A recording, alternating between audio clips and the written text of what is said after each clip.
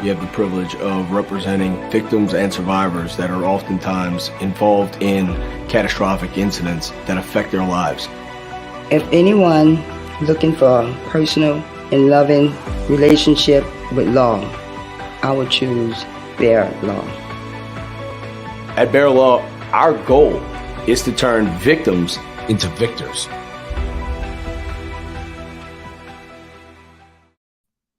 What's up, sports fans, and welcome back to Jack Culotta, presented by Boo Crew Media. Jack Culotta, presented by Coded Collection.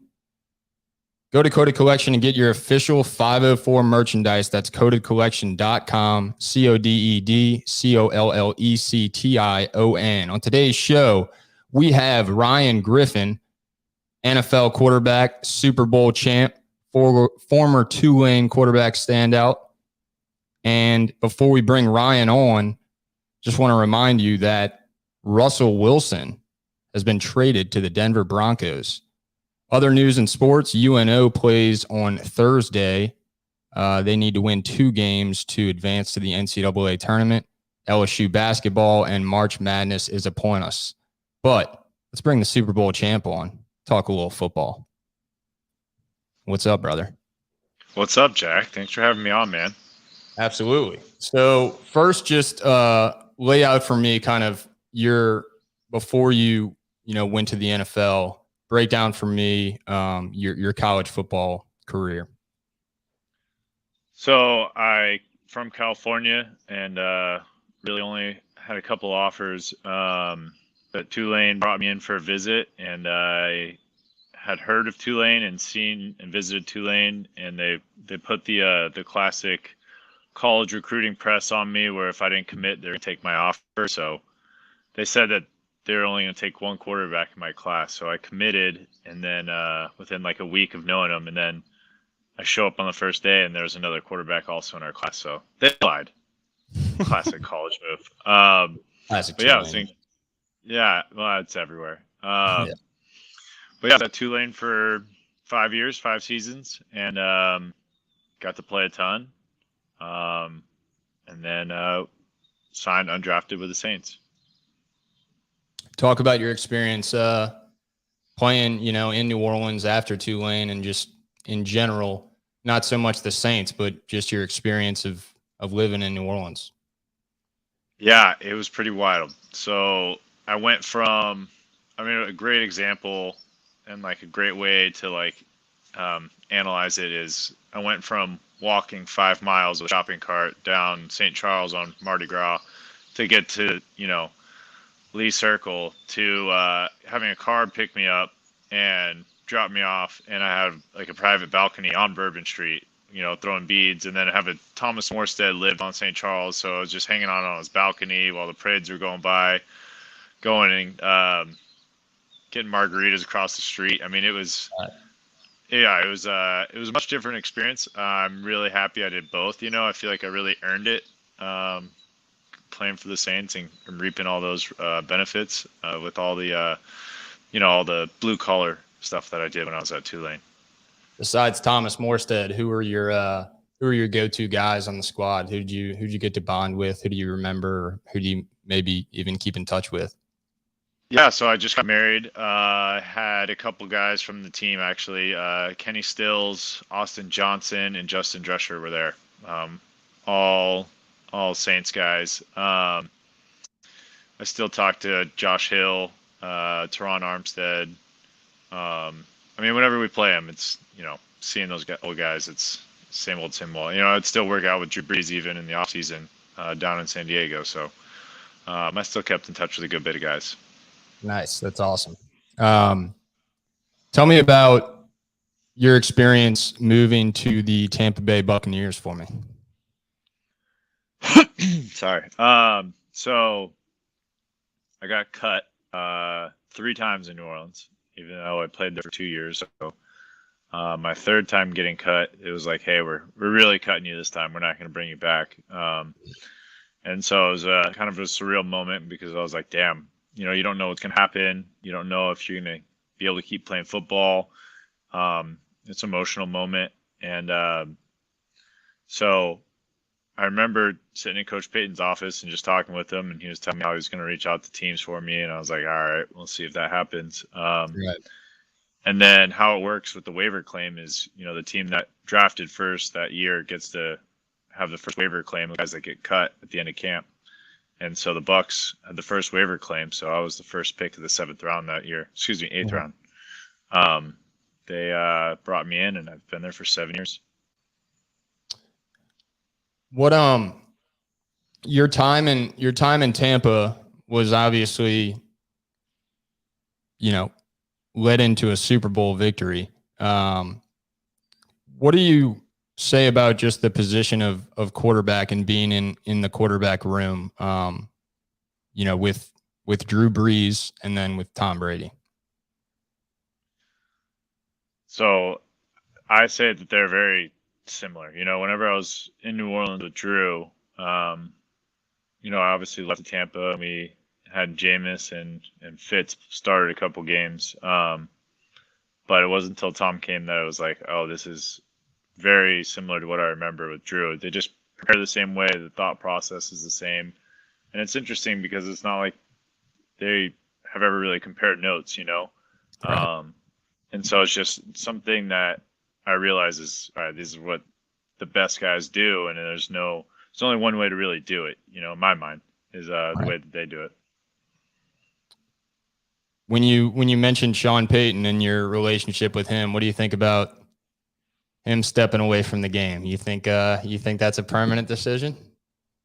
No, but I thought that, kind of interesting just because he's a football guy, people throw that term around. He's legitimately a football guy. So, it just shows you like how demanding the sport is. And I don't think people really realize, how much time and effort is put into it and how much it can grind you down. So for him to do that, I thought that was big on him, that he wasn't going to, waste players and the fans' time with not being all the way in, and which I really respect. But yeah, it just shows that, he'll be back, but it shows that, it just can wear on you. Yeah, they say that he's going to need a little media training if he does go into the media, because the way Sean Payton talks in press conferences and to his team and to his players isn't always the most proper, thing that you see on TV. Was there any kind of See, that's the thing, is I think he's going to be great. He is a phenomenal storyteller. The guy, he is really, really good. He can captivate, an audience. He can, he's really good at it. He knows, he's telling a story in the quarterback room. He's, pausing where you should, he can build up a story. So I think he'll have no problem, as far as being able to fill the air with words. Now language, they might have to mute. They might have to bleep out some of that, but I think he'll be really good. I think people will really like him. I was about to say, language or expletives removed. Was there any kind of just like standout moment or memory or phrase that he used that always kind of made you and the guys in the quarterback room laugh? No, nothing I can really think of in particular. It was just everyone knew on game day. And I've heard he's changed now, but when I was on game day, it was like a totally different guy. He was, I'm going to cut your ass on Monday, and it was like middle of the game. I was like, geez, we still need this guy for 2 more quarters. So maybe take a chill pill, guy. But he did a great job motivating guys. He obviously got the job done. What about the comparison between Sean Payton and some of the other coaches you've played for? Bruce Arians in particular. Yeah. So he's way different than Bruce, for sure. He's closer to like Dirk Cutter. They're just both very detailed, and not that Bruce isn't a great offensive mind, but those two their offense is really similar. But Bruce is way more just kind of off the cuff in a way. Like he just has a confidence in his players to be like, all right, hey, I trust you. You do that, and if it doesn't work out, it doesn't work out. So it's different in that sense for sure. Yeah. Ryan Griffin joining us live from Westlake Village, California, a Super Bowl champion, Tulane standout, and just got married and is just finished stage 1 of honeymoon. Is that correct? You're in Westlake Village right now, but you were in Kauai. Honeymoon 1 of 2. Yeah. Okay. Honeymoon 1 of 2. Yep. Headed to Costa Rica next week. Okay. What's on the itinerary for that? Some surfing, some horseback riding, maybe head into the jungle. Wife wants to hang out with some monkeys and other animals. Maybe a little yoga. Yeah, we'll see. Some peaceful yoga. Yeah. Let's talk about where you are currently, right? So I'm correct to say that you're an NFL free agent right now. You are correct. Okay. And what does that process entail for the naked eye, for the layperson? Is it a lot of back and forth between your agent and talking with teams? Is this kind of the period that you do that, or when you get back from stage 2 of the honeymoon, and what do you see is next for you within the next year or two? So I'll kind of break it down for the average sports fan. So I'm now, the average guy, Ryan. I'm the average guy. Yeah, I'm aware. There's at this point in time, is free agency has started, but it's really started for the Chris Godwins. It started for the Aaron Rodgers. It's this time is where like the high price free agents are getting some feelers. They're talks have been in the works, and so I think the 15th or the 16th is the first day that guys can officially sign. This is when like all that stuff's going down. So those guys have already kind of started free agency. And then they'll sign within like a day or two of when free agency starts. And then for guys like me, you wait and see, all right, who's signing where, and then you kind of see where the chips fall, and then you kind of figure out if people are interested, if they're not, based off who they sign, and then from there you just kind of see where it might be a good fit and where you want to be next year. How long do you want to play? I'll play until they tell me I can't keep playing.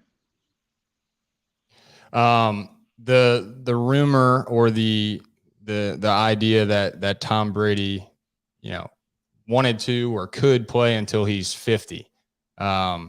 Easily, 100%. Like, it blows my mind. Like, he was better this year than he was the year before because he had his knee fixed, and like he was running around. He was moving better, feeling better.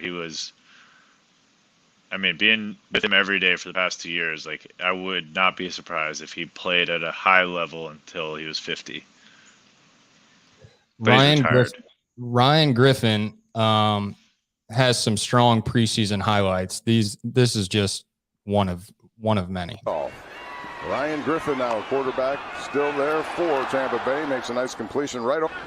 Really good stuff. Griffin again, right on the money this time. Yes, booth last year. I thought he did a good job, but he'd rather do this than that. Over the middle, another pass, and that one goes to White.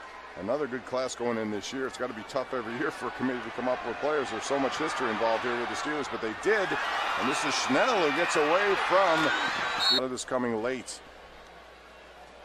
Fires over the middle, has his man Schnell, and he forced him to sign here. Pass over the middle, deflected, and it's into the hands of number 88. That was Tanner Hudson. One heck of a catch. He throws it behind him. He just reaches out with his right hand right here and brings it back in. One heck of a. Tampa still has it. Second and long. Griffin firing and has a man. Bro, you threw some darts in that game. Thanks, man. I appreciate it. We threw the ball like 50 times. Like, maybe a preseason record for attempts. It was unreal. Yeah. What is it like just going in a preseason game? Again, from the average guy's perspective. I like how early you go. I know you're an average guy, Jack. Thank you for reminding me. Look, You all know, right, like I said, for a very average man like yourself, the average watcher is like, man, this game is stupid. It doesn't matter. And look, I understand where they're coming from. Like, I get it. But for guys at the bottom of the roster and guys, young guys, it's just a chance for them to showcase whether they can play on that team or another team. It's also like, we love playing football. So, it's a lot of fun. But there's another aspect to it that most people don't really realize is, I won't say guys don't belong because they deserve a shot, but there's towards the end of preseason games, there's guys that get put in that they're very nervous to be there. And so I've been in a lot of those games at the end of the games, and it's pretty funny. I mean, I've just dealt with guys that have literally been like, I'm too nervous, don't throw me the ball. And I'm like, what do you mean don't throw you the ball? Like, we're on the 2-minute drive, and like, you have 3 receivers. Like, you have to. Right, bro. Like, I'm trying to keep my job too. Like, if you're this is my job. open, I'm throwing it to you. That's the thing, is like, it's the same in that game as it is in the playoffs, in the sense that I need everyone to, be successful, and they need me to be successful. So like, we're all really counting on each other. The only thing is, we have very limited reps, very limited experience. Some guys aren't as good. Some guys don't really want to be in there, are so nervous. I remember stepping in the huddle a couple years ago, and it was like a TV timeout, and the left tackle comes up to me and he's like, hey, is it a run or a pass? And I was like, it's a pass. And he's like, shit. And I was like, great, cool. I have so much confidence in you right now. And it's like, it's stuff like that where you're like, all right, I got to figure out a way to not get sacked and get the ball out. And, I'm meeting with guys before the game, making sure everybody knows what to do, because like I said, it's my career on the line just as much as it is theirs. So you're going to go through every step to make sure everybody's prepared, so we have confidence in each other.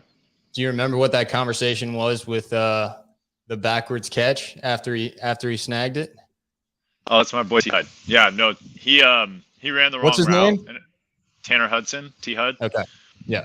He's with the 49ers now. He ran the wrong route, but I knew he was going to run the wrong route because we had worked together for like a whole year prior on the look team. And so I put it where the linebacker wasn't going to be, and he made a great play. It was 4th down, so I had to give him a chance. But he led the preseason in yards and catches that year, I think, as a tight end. Defend this article title.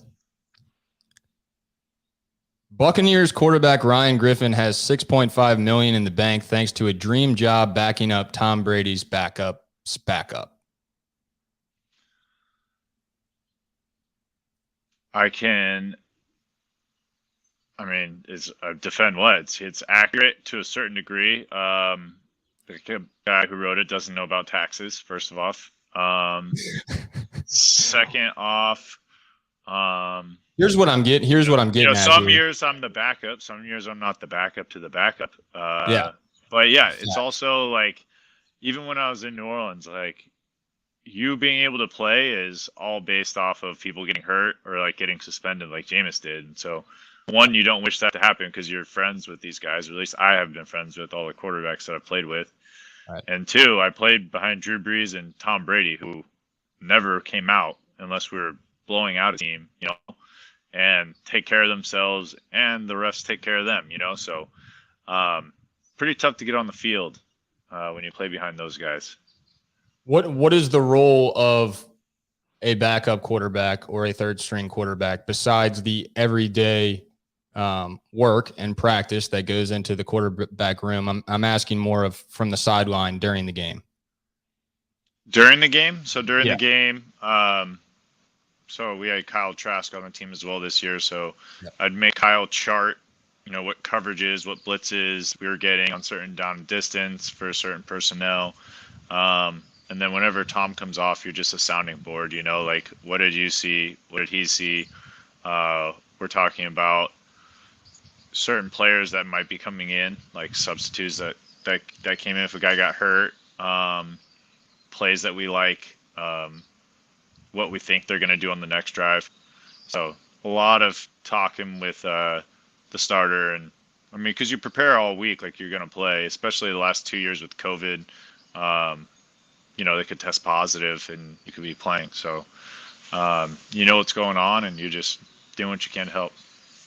Yeah, that same clown who wrote that article also was sure to put in the tweet that phrases the Tom Brady boat parade celebration as follows. Ryan Griffin is also immortalized as keeping Tom Brady upright after the boat parade celebrating their Super Bowl win 2 months ago. So since I asked you before the show for permission to play that clip, yeah, I mean, it is hilarious, and I want to hear your comments on it. But first, let's take a look. Tom, how awesome was that? Tom Brady, Super Bowl MVP 7 times.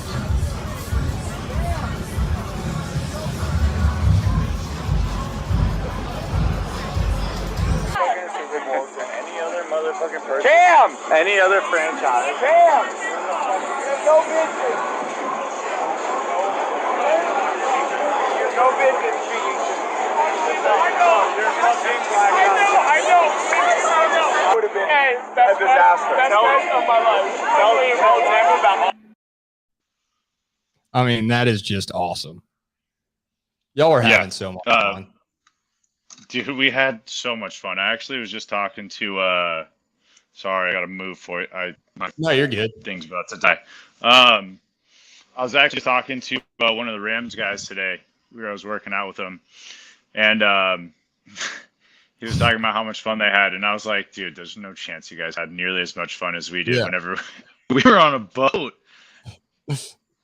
They put the parade together, say, I don't even remember what day it was. Say it's like a Wednesday or Tuesday. And they put it together the day before. Like, we found out we were going to have it because people were going to be getting out of town. And I was like, is anyone going to show up? Like, they have a day's notice.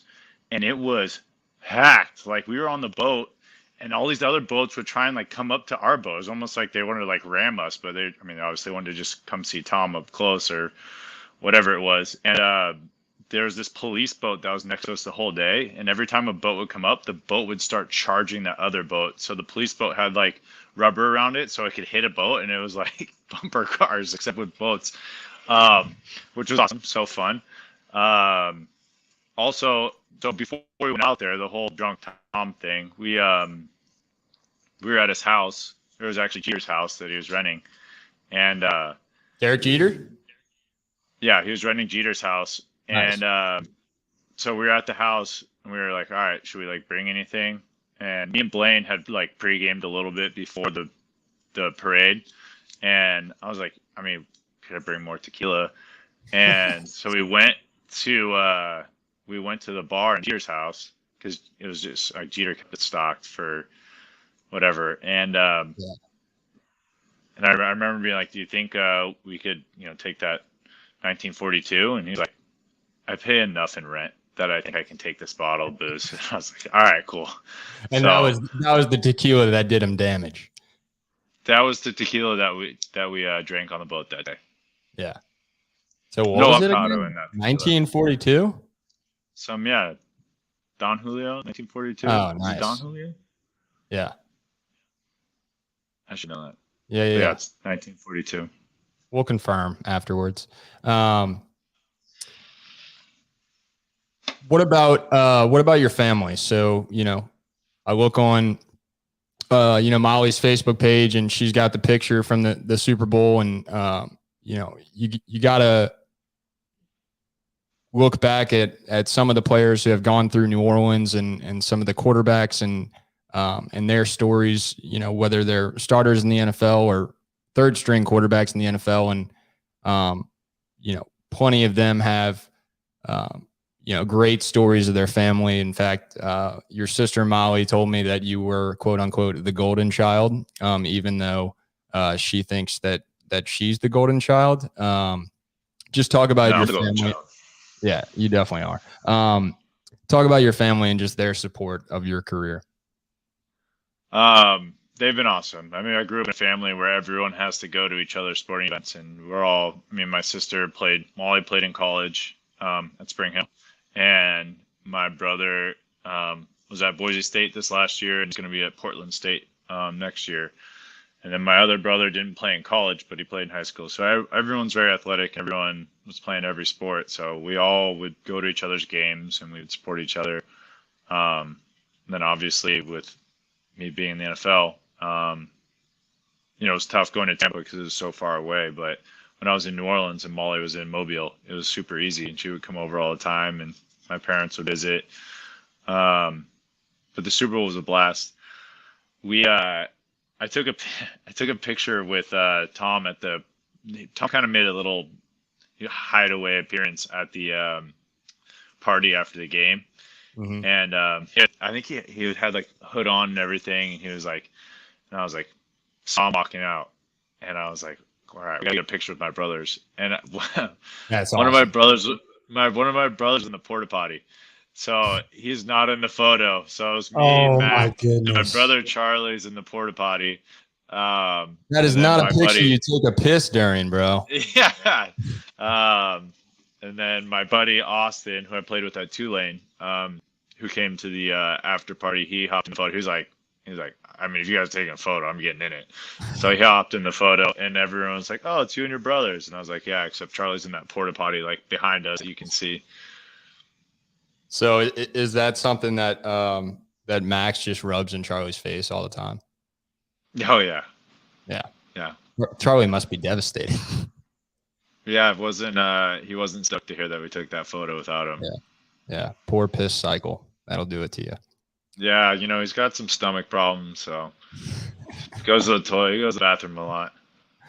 We're gonna pause 30 seconds real quick to hear a word from our sponsor, Helm Paint. First, you got to know about this promo code. It's Lotta Helm 10 at Helm Paint and Decorating. That's LOTTAHELM 10. Lotta Helm 10. You can use it online or at the counter. You can just tell them Lotta Helm 10, and you'll get 10% off your purchase at the counter or online.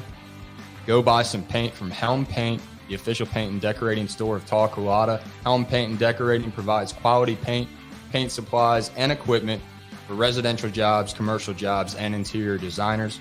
Y'all, I don't even know another place to buy paint. I don't have any interior designers on my phone. Why? Because I just call 504-861-8179 or I visit helmpaint.com.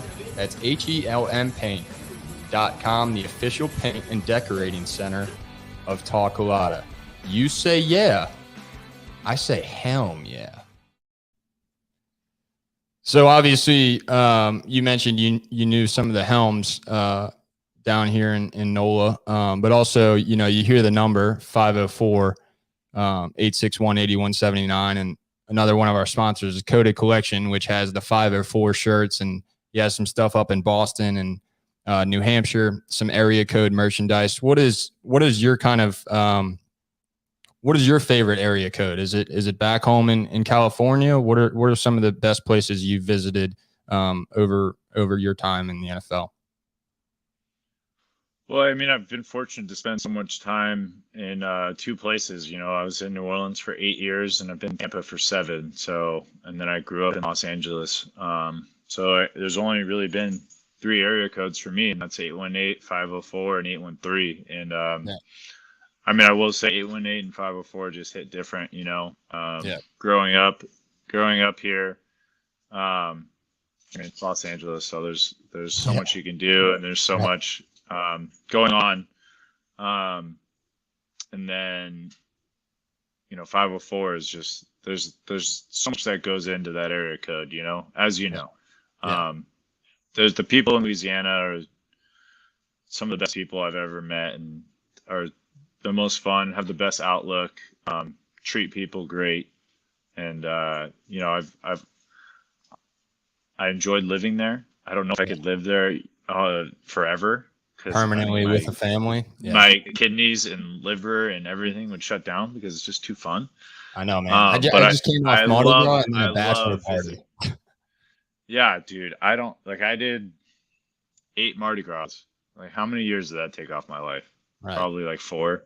Yeah. You just said 4 because that's your jersey number. Yeah, exactly. but there's just nothing like that city. Yeah. I would love to go back. Like I would Right. love to play for the Saints again or coach at Tulane for a year or two, whatever it is. It's just such a great city, and the people are amazing. We got to get you down here again, man, whether it's for Mardi Gras or for something like that, to play for the Yeah, Saints.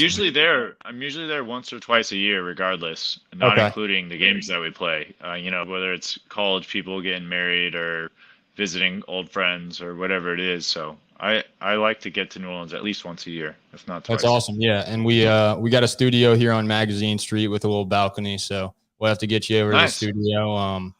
And yeah, just a final rapid fire question for you is the best hair.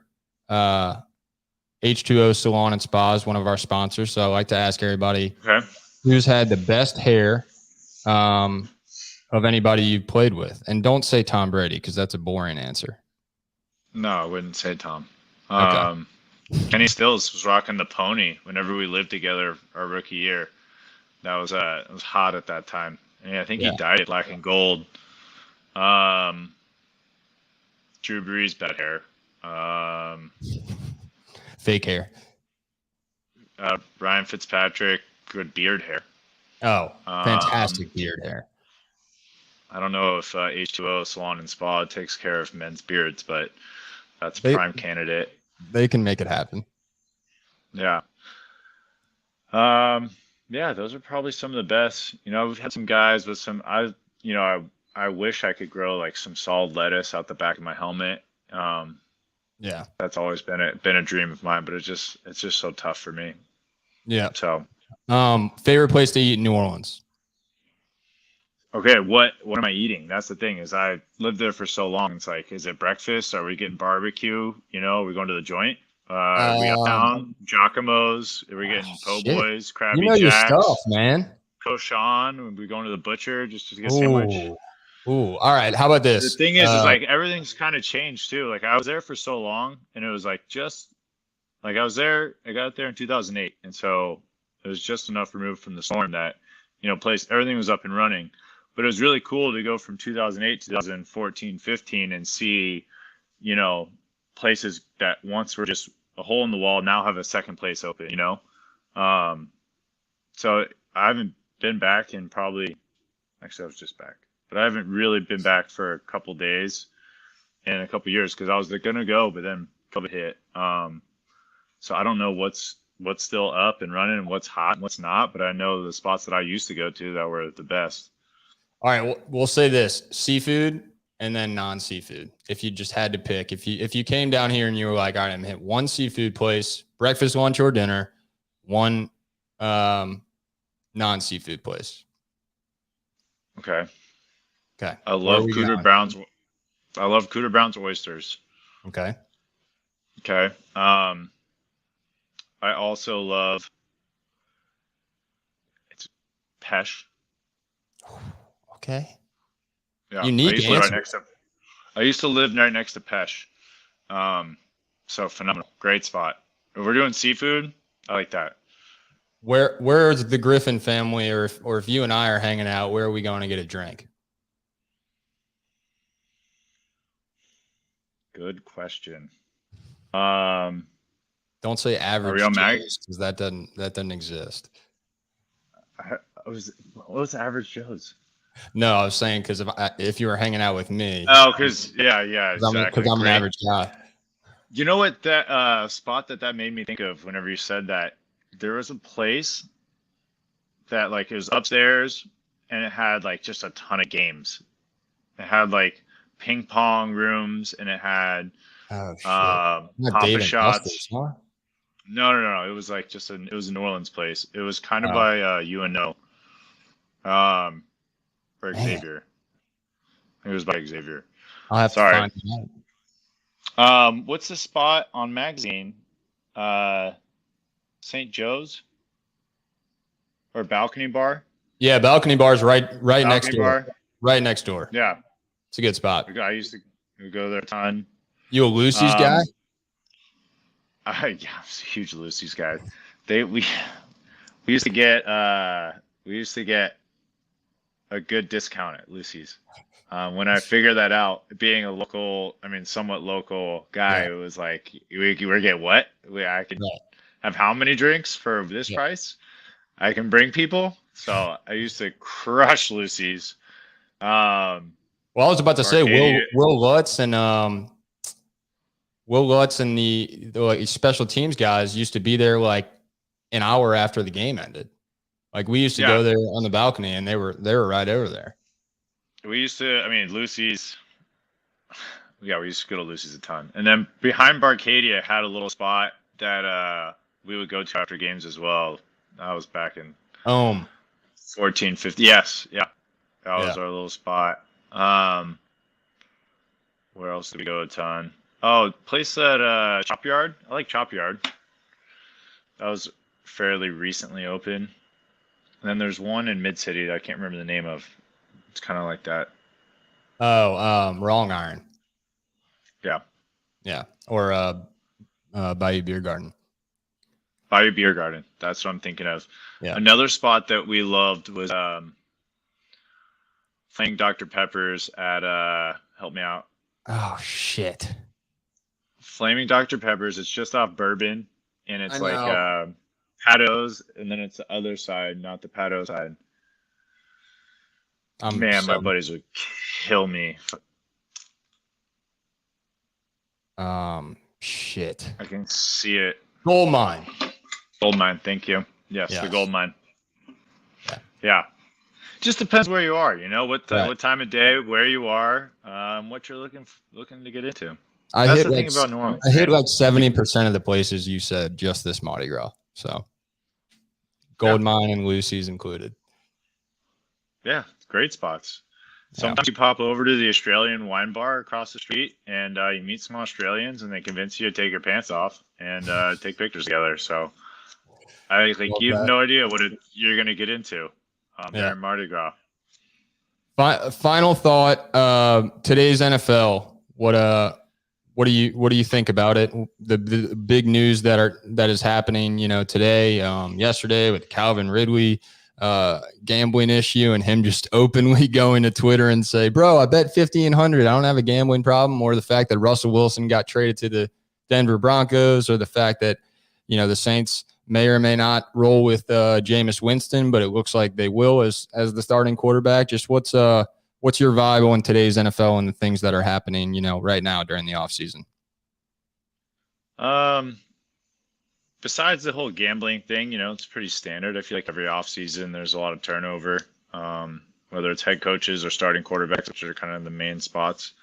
But yeah, it's so, no, I'm not defending Calvin, but it's like everything is all about gambling now. And, the players, one, you can't get a cut in any of like the marketing stuff, right. And then, was he gambling on games that he was playing in? No, he was just betting on his team that was playing, even though he wasn't. So, I totally would understand if it was like he had a prop bet on like a receiver that he was talking to that was like, yeah, this guy's hurt and blah, blah, blah. Right. But from what I read, he was just like, yeah, Falcons are going to win, and I'm going to bet that in a parlay. Like, yeah.